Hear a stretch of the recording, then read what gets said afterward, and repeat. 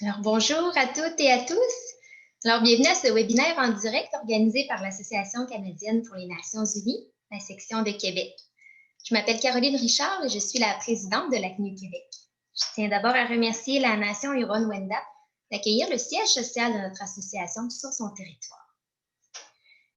Le Québec est présent au sein de la délégation permanente du Canada à l'UNESCO depuis bientôt 15 ans. Cette présence permet, entre autres, de promouvoir les intérêts du Québec en matière d'éducation, de culture, de développement scientifique et de société de l'information au sein de la communauté internationale. Cette présence est également déterminante dans l'histoire des relations internationales du Québec. Pour aborder ce sujet fort intéressant, nous aurons aujourd'hui le plaisir d'assister à une conférence de M. Michel Bonsaint, représentant du Québec au sein de la délégation permanente du Canada à l'UNESCO. M. Marc-Antoine Dillac, professeur de philosophie à l'Université de Montréal, interviendra par la suite en tant que membre de la communauté Québec-UNESCO. Je vous remercie d'ailleurs chaleureusement, messieurs, d'avoir accepté de participer à notre activité. C'est un réel honneur de vous avoir parmi nous aujourd'hui. Je remercie également nos partenaires dans l'organisation de ce webinaire, soit le gouvernement du Québec et le Cercle québécois des affaires internationales, dont le mot de la fin aujourd'hui reviendra à son président, M. Philippe Kennel. Avant de laisser la parole à nos invités, laissez-moi vous présenter notre association. Alors, par l'organisation d'activités d'éducation, de sensibilisation, de mobilisation et de promotion, l'ACNU Québec a comme mission de contribuer à développer une meilleure connaissance de l'Organisation des Nations unies, de ses idéaux, mais également de ses programmes. Alors, bien que notre association soit basée à Québec, nos activités peuvent être suivies par quiconque au Canada et à l'étranger. Il est d'ailleurs possible à toutes et à tous de devenir membre de notre association afin de contribuer vous aussi à notre mission. Nous vous invitons également à vous abonner à nos réseaux sociaux ainsi qu'à notre infolette afin de rester à l'affût de nos prochaines activités. Alors, j'invite maintenant Pierre Guimont à prendre la parole. Pierre est administrateur de l'ACNU Québec et du CIC Québec. Il est également diplomate en résidence à l'École supérieure d'études internationales de l'Université Laval et ancien ambassadeur du Canada en Hongrie, en Slovénie et en Bosnie-Herzégovine. Pierre sera le modérateur de la séance d'aujourd'hui. Alors, bon webinaire à tous. Merci, Caroline. Donc, il est de mon grand plaisir de vous présenter notre conférencier aujourd'hui, M. Michel Bonsaint, qui est le représentant du gouvernement du Québec dans la délégation permanente du Canada auprès de l'UNESCO. Et ce, depuis le 17 septembre 2019. M. Bonsaint a occupé diverses fonctions à l'Assemblée nationale du Québec depuis novembre 1989 et en a été le secrétaire général de septembre 2010 à septembre 2019.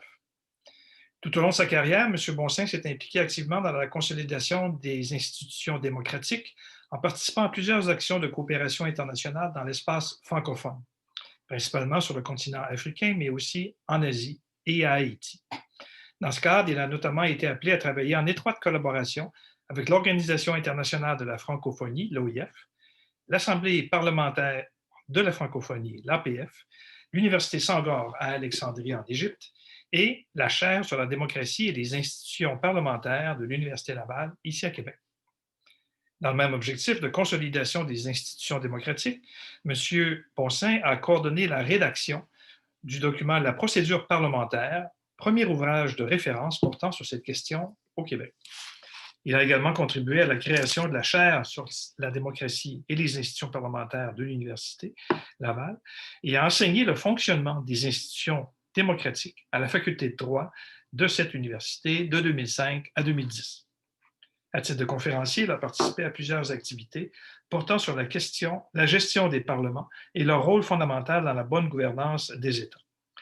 M. Bonsaint est titulaire de baccalauréat en droit et d'une maîtrise en droit public. Il est membre du Barreau du Québec.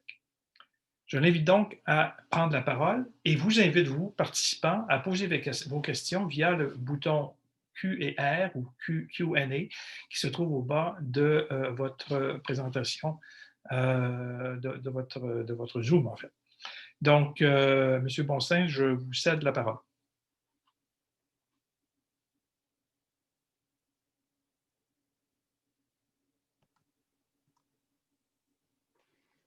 Alors, merci, Mme Richard. Merci, M. Guimont. Bonsoir ou bonjour, dépendamment où vous êtes sur la planète. Je tiens tous et toutes à vous saluer, vous qui êtes présents dans cette grande salle virtuelle. J'espère que vous y êtes en santé et que vous gardez le moral. Je remercie la CNU Québec et le Cercle québécois des affaires internationales pour me donner l'occasion de parler des 15 ans du Québec au sein de la délégation permanente du Canada auprès de l'UNESCO.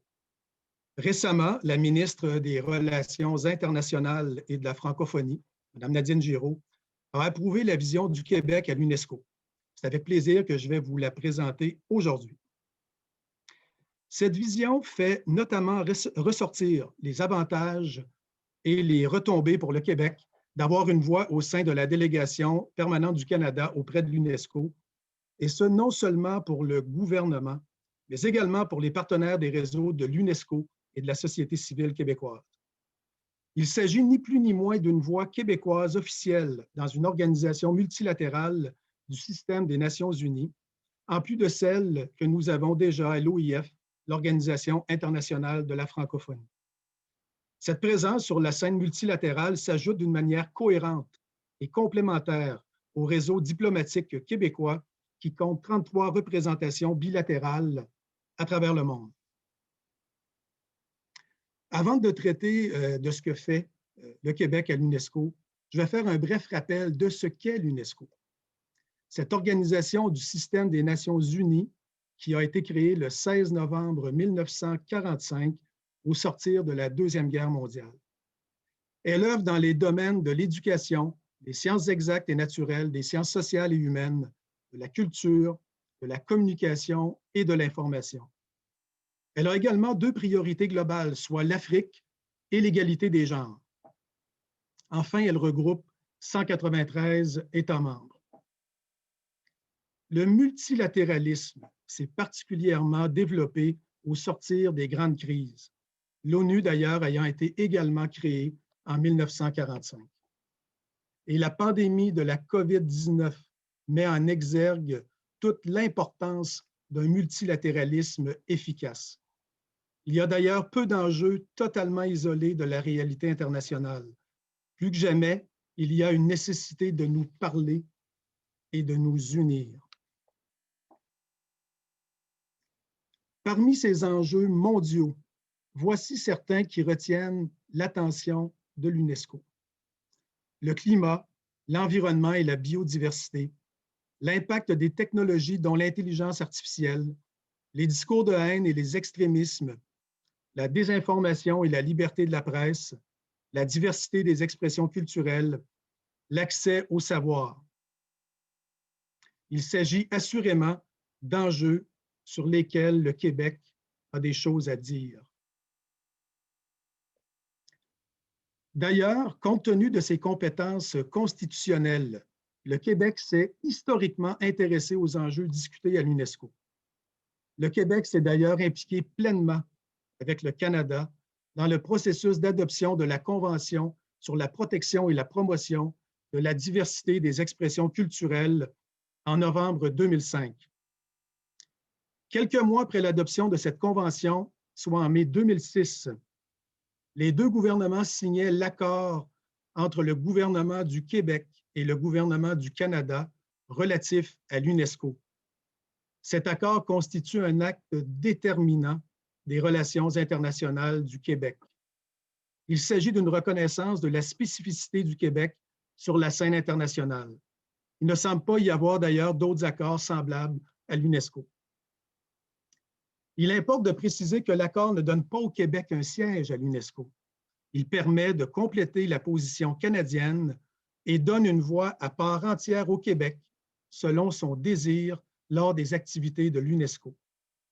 L'accord prévoit également la présence d'un représentant du gouvernement du Québec au sein de la délégation canadienne.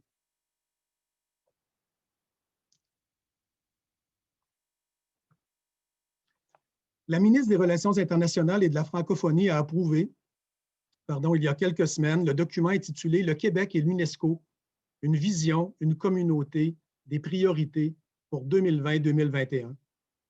Cette vision s'appuie sur la prémisse que prendre part aux travaux au sein de la délégation canadienne est une occasion exceptionnelle de visibilité et de rayonnement du Québec. La vision vise à fédérer non seulement les partenaires gouvernementaux, mais également ceux des réseaux de l'UNESCO et de la société civile. C'est ce qu'il est convenu d'appeler la communauté Québec-UNESCO, par laquelle se fait entendre la voix du Québec à l'UNESCO. En quelque sorte, la vision favorise une approche communautaire et citoyenne, la voix du Québec à l'UNESCO ne pouvant pas être uniquement celle des ministères et des organismes du gouvernement. Vous pouvez d'ailleurs consulter la vision Québec-UNESCO à l'adresse qui apparaît présentement sur l'affiche. La communauté Québec-UNESCO est prolifique et dynamique. Elle fait la promotion de ce que le Québec sait faire de mieux. Elle permet au Québec de se positionner comme un acteur crédible dans la diplomatie d'influence. Cette communauté détient une expertise indispensable sur les enjeux que nous avons énumérés précédemment, qui retiennent l'attention de l'UNESCO. Elle contribue à l'image de marque du Québec sur la scène internationale. La communauté Québec-UNESCO est composée de partenaires gouvernementaux, de partenaires des réseaux de l'UNESCO et des partenaires de la société civile. En ce qui a trait aux partenaires gouvernementaux, l'action menée par le gouvernement du Québec s'appuie sur le comité interministériel relatif à l'UNESCO. Il vise à assurer une cohérence des actions gouvernementales à l'UNESCO. Le ministère des Relations internationales et de la francophonie assure la coordination du comité, qui est composé des ministères de l'Éducation et de l'Enseignement supérieur, il va sans dire, puisque l'éducation est une compétence exclusive du Québec. Le comité est composé également du ministère de la Culture et des Communications, de qui relève notamment le dossier de la diversité des expressions culturelles, du ministère de l'Économie et de l'Innovation, qui s'intéresse entre autres au dossier de l'intelligence artificielle, du ministère de l'Environnement et de la lutte contre les changements climatiques, qui joue notamment un rôle de premier plan dans le processus d'inscription de l'île d'Anticosti sur la liste du patrimoine mondial, et des fonds de recherche du Québec et du scientifique en chef du Québec, M. Rémi Quirion, dont l'expertise est régulièrement sollicitée sur les questions scientifiques. Il importe de préciser également que les fonds de recherche du Québec financent 16 chaires UNESCO au Québec. Les partenaires du gouvernement fédéral sont Affaires mondiales Canada, Patrimoine canadien et Parcs Canada. Enfin, la Commission canadienne pour l'UNESCO est un partenaire essentiel à notre mission, notamment pour la consultation des représentants de la société civile québécoise. La communauté Québec-UNESCO, c'est également des partenaires québécois qui jouissent d'une reconnaissance particulière de la part de l'UNESCO. Mentionnons à titre d'exemple la présence de 23 écoles associées qui souscrivent aux valeurs de l'UNESCO, de 18 municipalités inclusives désireuses d'améliorer leur politique de lutte contre le racisme et la discrimination, de 17 chaires UNESCO sur un total de 28 au Canada qui mènent des activités de formation, de recherche et de diffusion et qui offrent un modèle novateur de coopération internationale. De réserves de biosphère, de villes créatives, Montréal et Québec, de 2 sites du patrimoine mondial, en espérant que l'île d'Anticosti deviendra le 3e.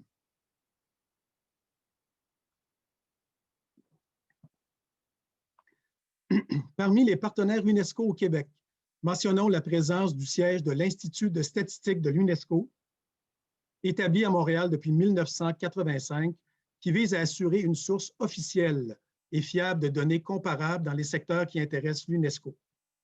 De même que celui de l'Organisation des villes du patrimoine mondial, établi à Québec depuis 1993, qui a pour mission d'aider les villes du patrimoine mondial dans la gestion du patrimoine.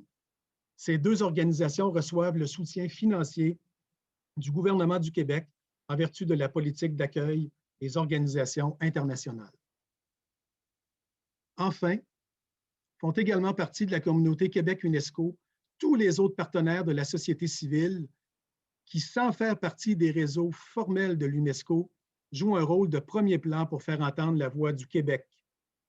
Parmi ces partenaires, il y a les organisations non gouvernementales, dont l'ACFAS et l'Agence universitaire de la francophonie et la Fédération internationale des coalitions pour la diversité culturelle.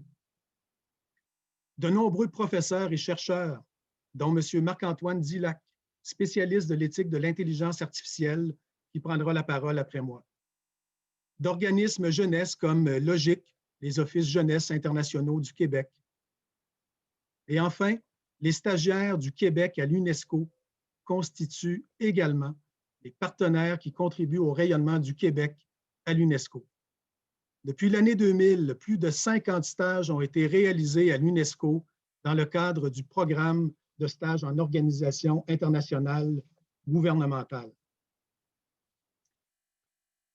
Afin d'illustrer jusqu'à quel point cette communauté Québec-UNESCO est en mesure de faire rayonner le Québec sur la scène internationale, permettez-moi de vous donner quelques exemples de contributions en 2020. La participation du scientifique en chef, M. Rémi Quirion, à une réunion des ministres de la science sur la COVID-19 et les sciences ouvertes. La participation de la ministre de la Culture et des Communications, Mme Nathalie Roy, à une réunion des ministres de la Culture portant sur les impacts de la COVID-19 sur le milieu culturel. La participation du ministre de l'Éducation, M. Jean-François Roberge, à la réunion mondiale sur l'éducation et à la conférence sur la lutte contre le harcèlement des élèves. La consultation de 16 ministères et organismes sur le projet de recommandation sur l'éthique de l'intelligence artificielle. La consultation de 10 ministères et organismes sur le projet de recommandation sur la science ouverte. La contribution de Logic, les Offices jeunesse internationaux du Québec et du Secrétariat à la jeunesse à une publication de l'UNESCO sur l'engagement citoyen de la jeunesse. La publication par la chaire UNESCO sur la diversité des expressions culturelles d'un guide de négociation de clauses culturelles dans les accords de commerce, du lancement par la chaire UNESCO en prévention de la radicalisation et de l'extrémisme violent de la boîte à outils Profilage pour aider à mieux comprendre ce qu'est le profilage social et racial pour pouvoir véritablement s'y attaquer. Et je pourrais poursuivre avec d'autres exemples.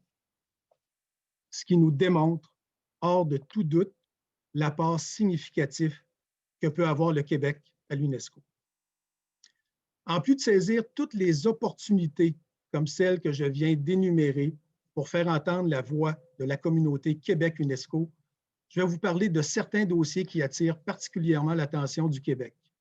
Il s'agit en fait de dossiers pour lesquels la communauté Québec-UNESCO a des choses à dire. Un sujet qui a particulièrement attiré l'attention du Québec depuis 15 ans est celui de la diversité des expressions culturelles. En tant que nation francophone en Amérique du Nord, le Québec a tout intérêt à promouvoir le soutien des États à la culture, malgré les accords de commerce internationaux.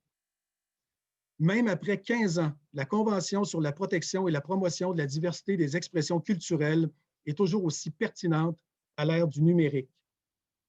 Le passage accéléré au numérique a radicalement changé les modes de création, de diffusion et de consommation culturelle. Dans le contexte où les géants du Web accaparent les usages culturels en ligne, le défi est encore plus grand d'assurer qu'une diversité des contenus puisse être découverte.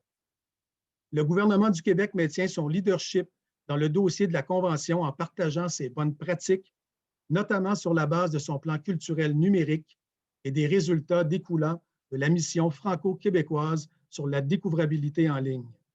En somme, la diversité des expressions culturelles à l'ère du numérique est vitale pour la culture, l'identité et l'économie québécoise. Comme il s'agit d'une compétence exclusive du Québec, l'éducation, il va sans dire, est une priorité naturelle et historique pour le Québec à l'UNESCO. Il s'agit d'un secteur qui offre une multitude d'occasions, de collaboration, de rayonnement et de visibilité, notamment lors de la participation régulière des ministres et de représentants gouvernementaux aux travaux d'UNESCO. Au fil du temps, le Québec a porté une attention particulière à la violence en milieu scolaire, à la prévention de l'extrémisme violent par l'éducation et à l'éducation des adultes. Une des priorités sera désormais sans contredit l'impact de la COVID-19 sur l'éducation. Pensons à la fermeture des classes, au risque de décrochage, à l'importance de la continuité pédagogique à l'éducation des filles. Un sujet sur lequel la société civile québécoise a particulièrement des choses à dire est l'éthique de l'intelligence artificielle.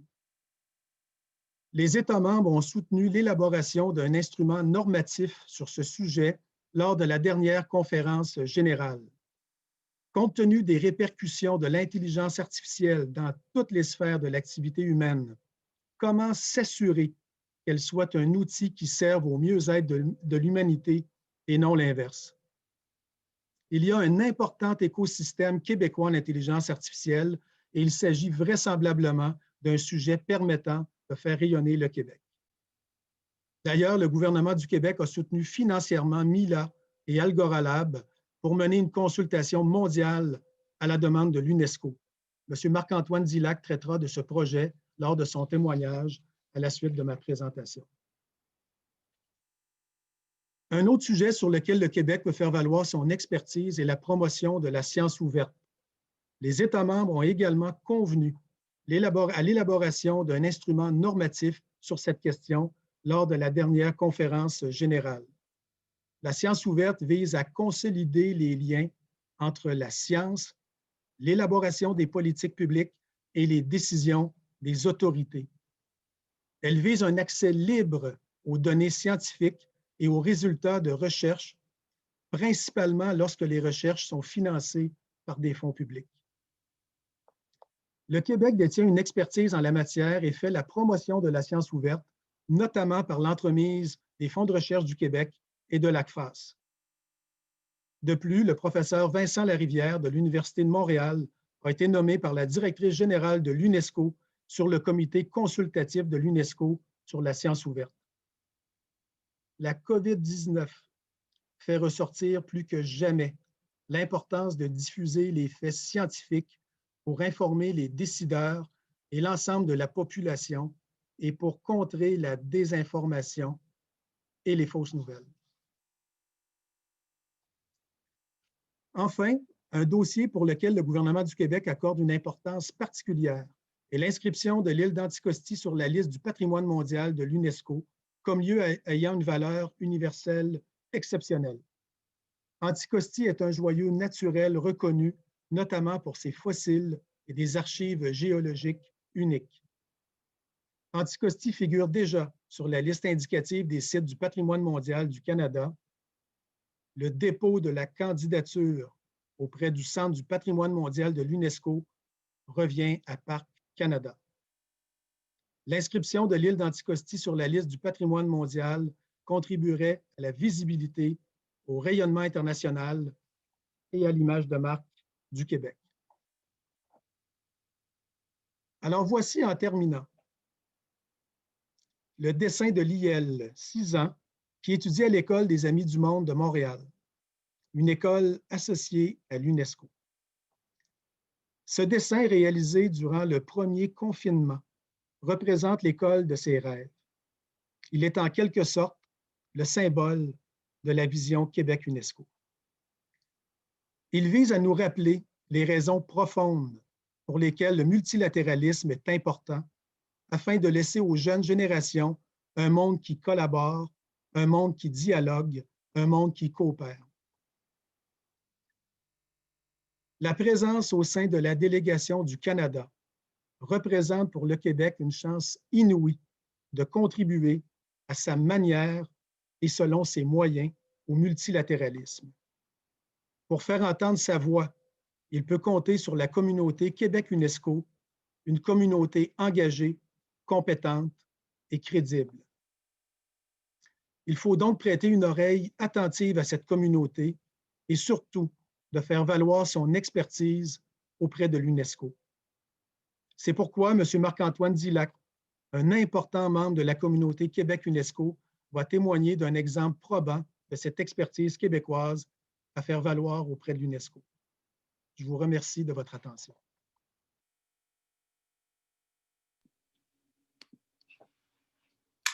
Merci, M. Bonsaint.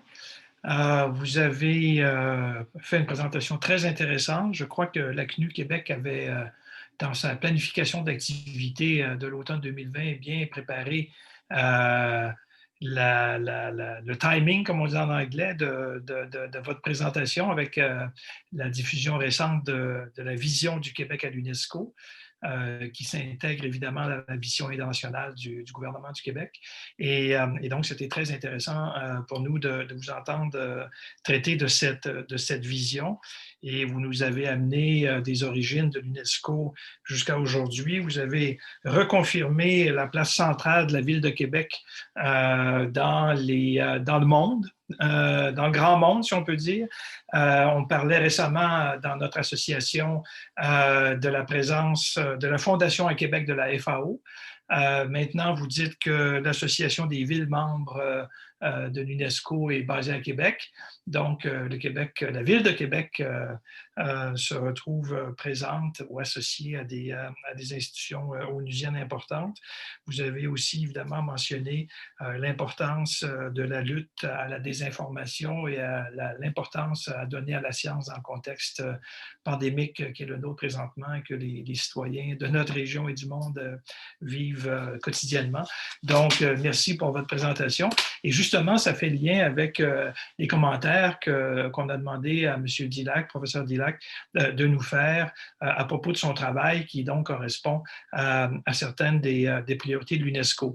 Donc, je présente brièvement le professeur Dillac, professeur de philosophie à l'Université de Montréal, dirige le laboratoire Algora Lab et est titulaire de la chaire CIFAR en éthique de l'intelligence artificielle à MILA, l'Institut québécois d'intelligence artificielle dont M. Bonsin nous a traité brièvement il y a quelques minutes. En 2017, le professeur Dillac a été l'instigateur de la Déclaration de Montréal pour un développement responsable de l'intelligence artificielle et en 2020, il a mené une consultation mondiale sur l'éthique de l'intelligence artificielle pour l'UNESCO. Il co-dirige présentement la fonction délibération de l'Observatoire international sur les impacts sociétaux de l'intelligence artificielle. Il siège également au Conseil consultatif de l'IA du gouvernement du Canada et co-préside son groupe de travail sur la sensibilisation du public. Titulaire d'un doctorat en philosophie politique à l'Université Paris 1 Panthéon-Sorbonne, il s'est spécialisé dans les théories de la démocratie et de la justice sociale et dans l'éthique appliquée, avec un accent sur l'éthique de l'intelligence artificielle. Il est, comme on a dit tout à l'heure aussi, membre de l'Institut de recherche en intelligence artificielle et donc membre important de la communauté Québec-UNESCO. Et je demande à M. Dillac de nous faire quelques commentaires à ce propos. Merci. Merci beaucoup de cette introduction. Merci à l'Association canadienne pour les Nations Unies de cette invitation, ainsi que Michel Bonsin, qui me fait l'honneur de me donner quelques minutes pour présenter effectivement ce travail que nous avons mené avec l'UNESCO et avec le gouvernement du Québec, ainsi qu'avec la Commission canadienne de l'UNESCO sur l'intelligence artificielle, sur l'éthique de l'intelligence artificielle. Alors, je vais présenter quelques diapositives pour soutenir mon propos. Je ne vais pas les présenter en détail, mais je voulais simplement vous donner un aperçu de ce travail. Alors, comme l'a rappelé Michel Bonsin, la 40e conférence générale de l'UNESCO avait pris la décision d'élaborer un instrument normatif mondial, international, pour l'éthique de l'intelligence artificielle, et on peut même dire pour la gouvernance mondiale de l'intelligence artificielle. La raison de ce projet-là est tout simplement que nous avons besoin actuellement de balises éthiques et de balises de politique publique pour un développement responsable de l'intelligence artificielle. Et l'UNESCO a visé son auditoire principal, à savoir les États et les gouvernements, les administrations publiques, mais aussi plus largement les chercheurs, les parties prenantes de l'intelligence artificielle et les entreprises comme faisant partie de ce public-là. L'idée, évidemment, c'est à la fois de prévenir des mauvais usages de l'intelligence artificielle, des usages qui sont préjudiciables aux personnes, et en même temps, il y a un aspect positif, qui est celui de favoriser un déploiement de l'intelligence artificielle qui va soutenir les objectifs de développement durable 2030 des Nations Unies. Donc, ce projet s'inscrit dans une vision à long terme qui est parfaitement alignée avec la vision des Nations Unies plus généralement, dans la promotion des objectifs de développement durable. Alors, pour parvenir à ce cadre éthique et ce cadre normatif, il y a plusieurs voies. Une des voies serait tout simplement de faire travailler les représentants des gouvernements ensemble et de leur demander de rendre leur copie. L'UNESCO a choisi une voie un peu plus complexe pour ce processus, puisqu'elle a décidé d'ouvrir une consultation mondiale qui était offerte pas seulement aux représentants de gouvernement, mais également aux parties prenantes. Alors, l'apport que le Québec a fait dans ce processus, avec la commission canadienne de l'UNESCO, l'apport que le Québec a fait a consisté à s'appuyer sur un précédent dans l'éthique de l'intelligence artificielle, qui est tout simplement le précédent de la Déclaration de Montréal pour un usage responsable, pour un développement responsable de l'intelligence artificielle. Ce projet-là, nous l'avons lancé en 2017 et en 2018, une déclaration contenant 10 principes et 60 sous-principes, contenant également des chantiers de recommandations prioritaires, a été présentée. Ce document-là a été développé sur la base d'une délibération, une délibération à la fois multipartite et citoyenne. Et c'était en 2017 un projet novateur, puisque à ce moment-là, on ne parle pas pour l'éthique de l'intelligence artificielle de délibération, ni même de consultation citoyenne. Je ne peux pas décrire complètement les raisons de cette solution citoyenne, mais je voulais simplement rappeler brièvement quelques points pour comprendre l'importance de ce type d'outils de gouvernance et de ce type d'outils d'inclusion. D'abord, l'intelligence artificielle nous présente des controverses éthiques que les experts seuls ne peuvent pas résoudre. Ils ont besoin d'une diversité d'expertises, dont l'expertise des usagers de l'intelligence artificielle et le point de vue de toutes les citoyennes et de tous les citoyens. Il s'agit aussi de satisfaire une exigence d'inclusion qui est au cœur de la demande démocratique, mais également d'améliorer, et ce point est absolument crucial, d'améliorer la réflexion éthique sur l'intelligence artificielle en mêlant et en faisant se féconder les différentes perspectives des parties prenantes et des citoyennes et des citoyens. Deux effets collatéraux sont attendus de ce genre de processus. Le premier effet, c'est que cela crée des conditions de la confiance. Ça ne la garantit pas, mais ça crée ces conditions. Et puis, ça permet aussi de sensibiliser à l'intelligence artificielle et aux enjeux de l'intelligence artificielle, c'est-à-dire que ça a une dimension pédagogique. Alors, sur la base de cette expérience québécoise et de cette expertise québécoise, le gouvernement du Québec, le MRIF, a proposé une consultation qui prendrait la forme d'une délibération inclusive avec les parties prenantes, mais également les citoyennes et les citoyens des différents pays qui voudraient participer à ce processus-là. Nous avons travaillé main dans la main, je dois le dire, avec le MRIF, avec la délégation du Canada et le représentant québécois dans cette délégation, Michel Bonsin, ainsi qu'avec la Commission canadienne de l'UNESCO pour proposer ce processus. Vous savez que dans ces affaires diplomatiques, ça n'est jamais très, très simple, mais c'est cette entente et surtout la crédibilité de l'expertise québécoise en matière d'intelligence artificielle, d'éthique de l'intelligence artificielle et de la délibération sur l'intelligence artificielle qui a convaincu qu'il s'agissait là d'une opportunité unique pour l'UNESCO de rallier le plus grand nombre et de rallier un public qui n'est d'habitude pas consultés dans ce genre de processus. Le gouvernement a mandaté donc Algora Lab et Mila pour le conduire, et nous avons reçu le soutien financier et administratif des fonds de recherche du Québec, du CNRC, du CRSH, de l'Observatoire, ainsi que de CIFAR et d'IVADO, l'Institut de valorisation des données. Alors, je vais en dire rapidement un petit mot. Donc, vous voyez que officiellement, l'UNESCO a entériné cette proposition et on a fait un processus officiel de la consultation multipartite sur l'intelligence artificielle dès début juillet 2020.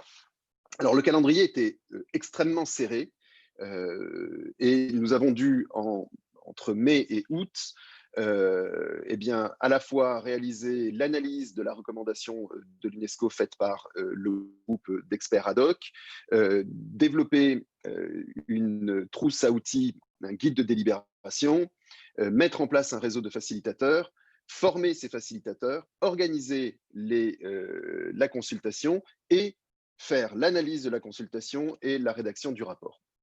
Alors, en 4 mois, avec les contraintes de l'été et les contraintes de la pandémie, ce n'était pas un pari gagné d'avance, mais nous l'avons tenu et je vais en dire un mot, des résultats pour finir. Alors, d'abord, une chose dont on est extrêmement fier et qui constitue probablement une opportunité de collaboration avec l'UNESCO dans les années à venir, c'est la production d'un guide de délibération, d'une trousse à outils sur l'intelligence artificielle qui permettait de préparer les participantes et les participants à cette délibération. Cette trousse à outils visait notamment à répondre aux problèmes de la littératie numérique en essayant de transmettre des idées à la fois simples sur l'intelligence artificielle, mais rigoureuses. Nous l'avons fait avec notamment des chercheurs en intelligence artificielle, mais aussi des chercheurs en sciences sociales, en philosophie. Et cette trousse à outils constitue probablement l'apport le plus important de ce processus. Il a été entièrement soutenu par le MRIF et la Commission canadienne de l'UNESCO. Nous trouvons ce guide de délibération en 8 langues. Nous avons tenu à le rendre disponible dans la plupart, d'abord dans toutes les langues officielles de l'UNESCO, mais même dans des langues qui ne font pas partie des langues officielles de l'UNESCO, le portugais, le catalan et d'autres sont à venir. Le résultat de cette consultation, c'est un record pour une consultation sur l'éthique de l'intelligence artificielle. 611 participants, 54 pays qui ont été rejoints d'une manière ou d'une autre, puisque les participants venaient de 54 pays, 48 sessions de délibération, certaines restreintes, d'autres qui contenaient plusieurs sessions à l'intérieur même de l'atelier de délibération. Et nous avons eu la chance d'avoir le soutien du bureau du Maghreb de l'UNESCO, qui nous a permis notamment d'organiser des émissions de radio interactives et des émissions sur Internet qui ont été suivies et auxquelles ont participé 7000 personnes au Maghreb. Dernier point de grande satisfaction, nous savons que c'est toujours un problème d'avoir une parité de genre dans ce type de processus, que ce n'est pas toujours la priorité d'ailleurs des organisateurs. Eh bien, nous avons réussi à avoir cette parité quasi parfaite, hommes-femmes, mais évidemment, nous avions offert aux participants d'indiquer d'autres genres, notamment non-binaires, qui ne sont pas pris en compte ici dans ce diagramme. Comme vous le voyez, c'est le monde entier qui a été rejoint dans cette consultation et je peux dire que nous avons bénéficié également d'un soutien diplomatique extrêmement puissant du ministère des Relations internationales et de la francophonie qui montre l'intégration complète et la bonne réputation que le Québec a en dehors de ses frontières et qui a facilité énormément l'organisation de cette consultation. Alors, les apports, pour finir, les apports de la délibération, parce qu'il ne s'agit pas simplement de faire une espèce de spectacle délibératif hein, et de faire une opération de communication avec ce genre de processus. Les apports de la délibération sont réels et nous avons noté des modifications tout à fait substantielles entre la première version de la recommandation de l'UNESCO et la deuxième version de la recommandation de l'UNESCO. Juste quelques éléments et vous aurez peut-être le loisir de lire un document que nous préparons et que nous allons publier demain, si tout va bien, qui est justement un document de synthèse des différents déplacements. Mais je vous en dis un mot. D'abord, il y a eu une révision complète de la liste des valeurs et de l'organisation des principes. Et puis, surtout, une insistance, et ça c'est venu de notre processus délibératif, une insistance sur la protection des droits humains et l'inviolabilité de la personne. Il était assez surprenant de voir cette question parfois traitée de manière évasive dans le document de la recommandation. Et il y a eu ici un réajustement majeur dans la deuxième version, notamment la suppression de cette clause assez curieuse qui était de faire en sorte que l'IA n'empiète pas trop sur les valeurs fondamentales et les droits humains. Eh bien, suite à la délibération que nous avons menée, l'UNESCO en tout cas le groupe d'experts, a supprimé cette clause. Une insistance aussi sur la protection de la liberté de la presse et un renforcement des protections juridiques et pas simplement de principes éthiques généraux, mais de protection juridique pour les personnes et pour les groupes, ainsi que l'insistance sur le besoin de mettre en place des procédures de recours judiciaire, sachant que nous sommes très vulnérables face aux décisions algorithmiques automatisées. Je vous inviterai donc à lire ce document qui fait la synthèse des variations entre les deux recommandations. La deuxième version de la recommandation de l'UNESCO est actuellement analysée par les différents gouvernements et nous préparons nous-mêmes un petit rapport pour le MRIF, pour le gouvernement du Québec, afin d'y voir plus clair dans cette recommandation complexe, technique, mais on le voit, avec un petit peu de travail, on est capable d'intéresser toute une communauté citoyenne qui, a priori, n'est pas investie dans ce genre de questions. Je vous remercie.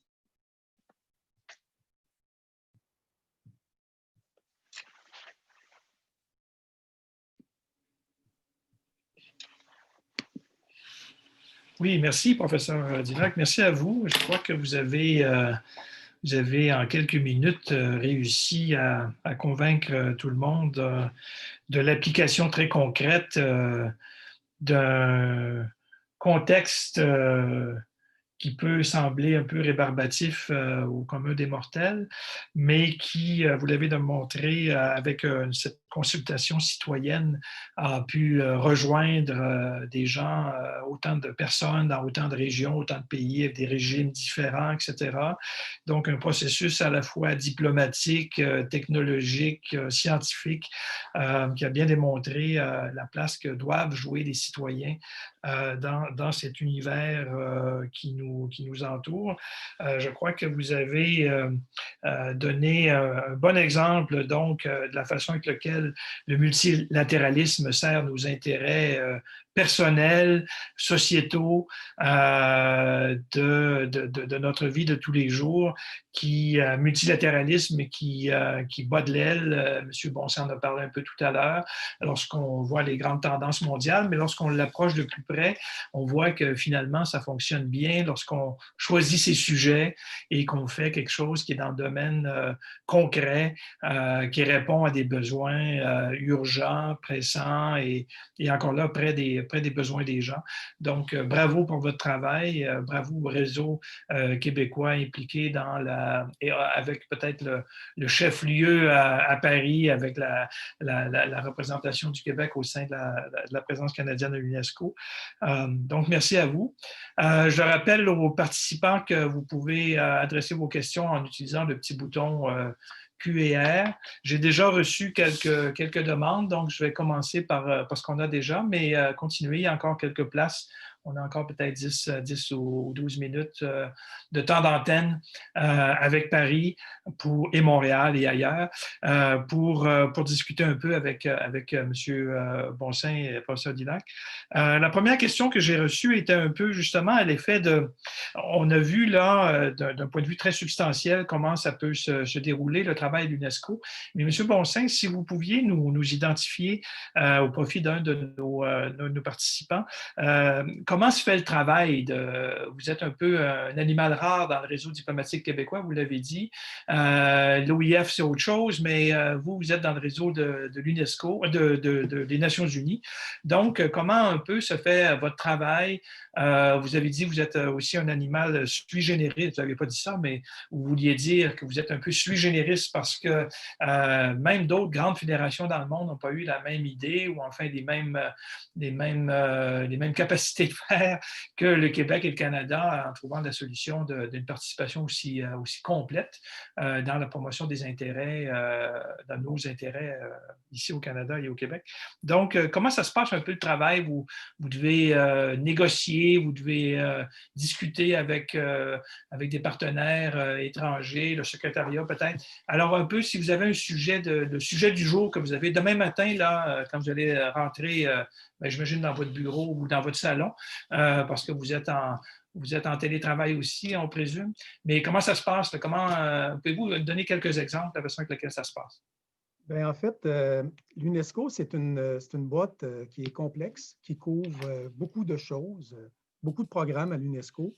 Et la participation québécoise au sein de la délégation du Canada fait en sorte qu'il faut faire des choix.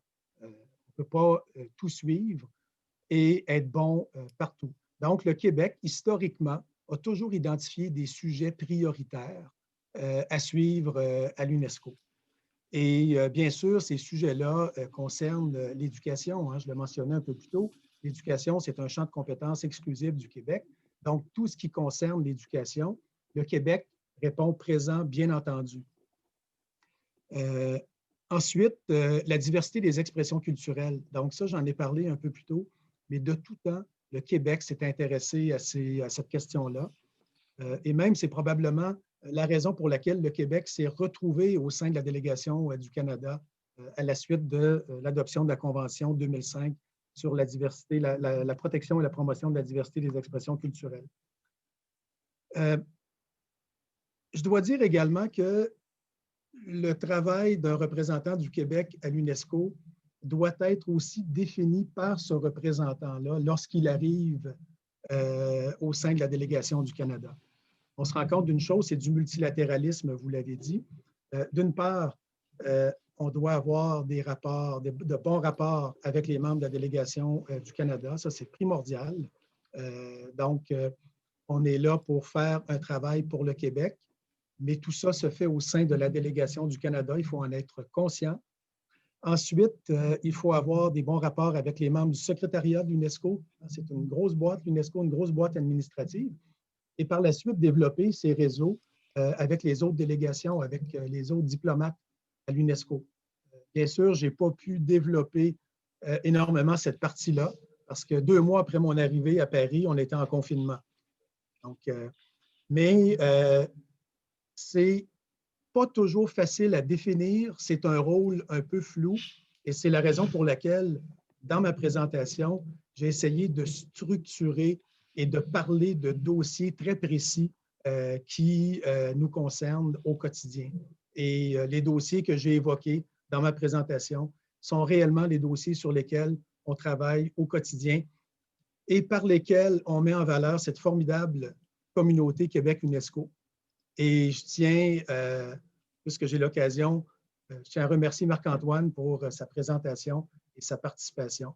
Et ça nous démontre jusqu'à quel point le Québec peut être crédible sur la scène internationale multilatérale. Merci. Je vois une autre question qui arrive. J'ai résumé ici. Est-ce que j'ai la question? Ah oui, donc vous, encore sur un peu la présence du Québec à l'UNESCO dans ce contexte original, vous arrivez vous-même d'un monde parlementaire avec des règles bien définies aussi au fil des siècles dans la tradition britannique. Vous avez exercé donc avec des pressions de partis politiques peut-être ou d'engagement évidemment de différents intérêts, etc. Vous vous retrouvez maintenant dans le monde diplomatique. Plusieurs de nos, sinon même quelques dizaines de nos participants aujourd'hui viennent du ministère des Relations internationales. Peut-être que vous avez eu l'occasion de leur parler directement à l'occasion. Mais pour les quelques étudiants que nous avons aussi en ligne, comment s'est fait cette expérience nouvelle pour vous? En particulier, on s'intéresse beaucoup, il y a eu la création récente de l'Institut de la diplomatie du Québec, où on essaie de développer des compétences des agents diplomatiques québécois. Qu'avez-vous constaté un peu dans les besoins de compétences des gens qui vous entourent, des gens que vous avez rencontrés? Qu'est-ce qui vous a étonné des capacités? Donc, vous avez affaire avec d'autres délégations internationales, avec le secrétariat, qui sont des fonctionnaires internationaux. Comment vous abordez ces relations avec ces gens-là? Qu'est-ce que ça vous prend là, comme démonstration de compétences particulières qui est utile à votre travail? Bien, dans un premier temps, vous avez évoqué ma vie antérieure, en fait, qui a duré 30 ans à l'Assemblée nationale. J'ai commencé comme stagiaire en droit et j'ai terminé mon passage à l'Assemblée nationale comme secrétaire général. Et je dois vous dire que le passage à l'Assemblée nationale m'a bien préparé à travailler dans un milieu multilatéral. Vous avez parlé de la complexité d'un Parlement. Moi, je l'ai toujours mentionné que la gestion d'un Parlement était probablement le type de gestion le plus difficile à faire parce qu'on gère une boîte dans un contexte politique et dans un contexte de délibération parlementaire. Donc, tous les dossiers à l'Assemblée nationale sont teintés par l'actualité politique. Lorsqu'on transpose ça sur la scène internationale, les enjeux sont différents, mais les comportements se ressemblent dans la mesure où on a plusieurs partis, hein, je le mentionnais lors de ma précédente intervention, plusieurs partis. Il y a des délégations. Moi, je travaille au sein d'une délégation, donc où 2 gouvernements sont représentés. Je parlais du secrétariat de l'UNESCO, des partenaires des réseaux de l'UNESCO et de la société civile. Donc, pour réussir, autant dans un Parlement que dans une organisation internationale, il faut avoir de l'écoute, de l'ouverture d'esprit, ne pas juger a priori les positions des uns et des autres. Et le multilatéralisme, ce n'est pas d'imposer ce que nous sommes, d'imposer ses choix, c'est d'aller vers l'autre, c'est de le comprendre et c'est d'évoluer soi-même dans ses positions. Et c'est ça le multilatéralisme, parce que si on dit multilatéralisme, c'est ce que nous prônons comme système, ben c'est la fin du multilatéralisme, dans mon esprit. Merci beaucoup. Et on a peut-être une dernière question, parce qu'on a aussi des étudiants en ligne et une question très pratique. Qu'est-ce qu'on fait pour faire un stage? Qu'est-ce qu'on doit faire pour avoir un stage à l'UNESCO? Donc, ça, c'est des questions plus techniques. Il y a des gens qui... Il y a certainement un site Internet qui répond à toutes les questions. Qui sont à l'écoute présentement. Donc, moi, je vous invite à communiquer avec le ministère des Relations internationales et de la francophonie. Je suis certain qu'on va vous guider au bon endroit, donc pour faire une application pour un stage à l'UNESCO. Il y a des stages qui sont financés par d'autres organismes aussi québécois, d'organismes publics, mais la coordination de ces stages-là se fait au sein du ministère des Relations internationales et de la francophonie. Alors, je vous invite à communiquer avec le ministère, puis vous allez être très bien accueillis, j'en suis certain. Et quand les étudiants iront faire leur stage à Paris, ils pourront peut-être être accueillis par vous aussi lorsque ce sera possible de faire des rencontres en personne. Bien sûr, merci. Bien entendu. Merci beaucoup. Encore une toute dernière question, un peu technique aussi, mais au professeur Dillac, vous avez mentionné des documents qui seraient rendus disponibles. Où est-ce qu'on peut suivre vos activités? Il y a un site Internet en particulier qui serait facile à retenir pour nos participants? Alors, vous voyez en arrière de moi le nom Algora, qui est le nom du laboratoire. Algora On, Lab, on- il est on le voit dans les... inversé. Ah, non. Mais on peut le lire. Alors, c'est encore mieux. C'est un double. Bon, alors, regardez, ça va être extraordinaire. Je viens, je pense, de le mettre à l'endroit. C'est bon là? Pas encore, Non, mais on le lit. pas encore. Bon, Algora.org. alors c'est algoralab.ca. Algoralab.ca. Et vous trouverez les informations. Sinon, sur Open Dialogue on AI, qui est le site du processus que l'on a mené pour l'UNESCO. Voilà, si vous tapez un de ces deux noms, mais Algoralab, et vous pouvez nous suivre sur Twitter et sur LinkedIn pour avoir les dernières informations, dont les documents qui seront fournis. Excellent. Merci. Bien, écoutez, merci à vous deux pour votre présentation. Maintenant, j'ai l'honneur aussi et le plaisir de présenter Philippe Quesnel, qui est le président du Cercle québécois des affaires internationales, qui est un partenaire dans notre activité aujourd'hui. Et si on peut mettre Philippe en ligne, il nous dira quelques mots d'au revoir. Je suis bien en ligne, ça va pour la technique? Oui. Très bien. Bonjour. Au nom du Cercle québécois des affaires internationales et en mon nom personnel, j'aimerais remercier l'Association canadienne pour les Nations unies, section de Québec, et notamment sa présidente, Mme Caroline Richard, pour l'organisation du webinaire d'aujourd'hui.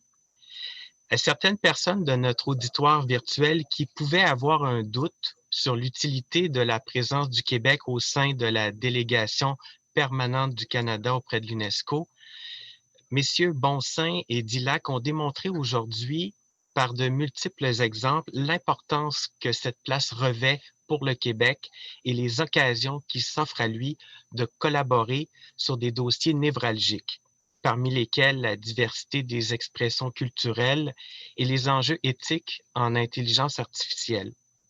Permettez-moi de remercier également M. Pierre Guimont pour sa prestation sans faille de modérateur, ainsi que tous nos spectateurs virtuels qui ont pris de leur temps pour assister à cet événement et poser des questions. En terminant, je vous invite à suivre nos organisations sur leurs plateformes web respectives. Que la santé soit avec vous et à bientôt. Merci.